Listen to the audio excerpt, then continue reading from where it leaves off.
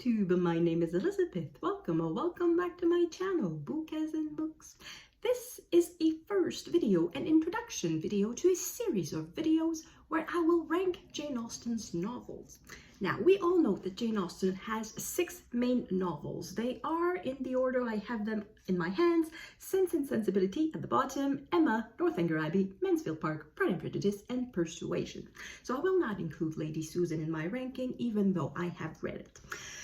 Why do I need so many videos to rank Jane Austen? I don't really need it. I just want it. It's just fun. So, well, first of all, I'm going to apologize to my regular viewers who do not care for Jane Austen. I will suggest that you come back in a couple of weeks where my channel will go back to regular programming, because meanwhile, it's going to be all Jane Austen. In March, I made a video where I did a tentative ranking of Jane Austen's novels. I have read them all. The last one I read is Sense and Sensibility, that I read for the first time last year for Jane Austen July. And at the time, I did not do a ranking video because I was not comfortable enough to do that.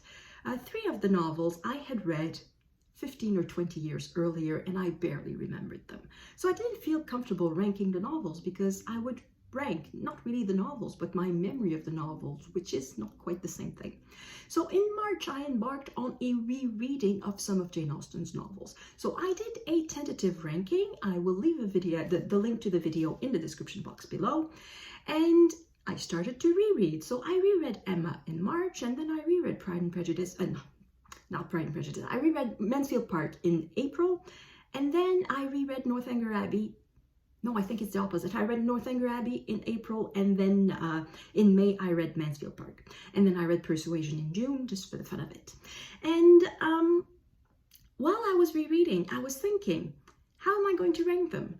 And what is it that I'm ranking when I'm ranking Jane Austen's novels? Am I ranking the quality of the love story, the quality of the match? Am I ranking the heroines? Am I ranking the plot? Am I ranking the comedy of it? Am I ranking, what is it that I'm ranking? So I thought about it, and I thought it would be interesting to rank all of these things, to find the common ingredients in Jane Austen's novels and rank them, and then add it up. I'm going to show the little table I've prepared. It's not completely prepared because I don't know in which order I will do the videos, but I have written here all of the Jane Austen's novels, and I prepared a grid. So the first video I will do will be to rank the heroines of the novels. And then let's say that I'm ranking the love interest. I will fold the sheet so that I will hide the results of the first column, and then I will just continue folding so that I hide the results, so that I cannot see really if there's one book that's always at the top and what book that's always at the bottom. And then I will add the numbers. So let's say it's a 1, 2, 4, 3, 2, 1, and I will add it up for each, and then I will see, according to these criterias, which should be my favorite novel and my least favorite, and what should be the ranking according to the individual ingredients of Jane Austen's novels. And then I will compare with my actual results, because I have already ranked Jane Austen's novels. It's quite easy to rank which one is my favorite, my least favorite, and the 4 in between. And I wrote it on the little card. The card is in the envelope, and the envelope will be open in the last video of this series. So that is a bit how I intend what this series will be. As you can see here, I have not written the titles yet because I don't know yet in which order I will make them. But I have taken some notes, so I know what I'm going to rank. So I'm going to rank first the heroines, so the main character. And somewhere down the line, I will rank the love interest, so that the main young man with whom the heroine ends up being married. I will rank the bad boy, because in every Jane Austen novel, there's a bad boy. The heroine could make a mistake. She could choose the wrong boy. So I will rank them. And then there's a rival, because of course the heroine cannot have such an easy path. There must be another young lady who is attracting somewhat, or trying to attract the interest of the love interest. And then what else? I'm going to rank, the meddlers.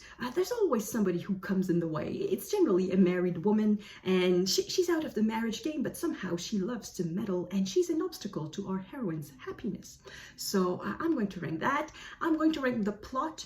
I'm going to rank the comedy, because of course Jane Austen's novels are social comedies. So I'm going to rank how funny they are.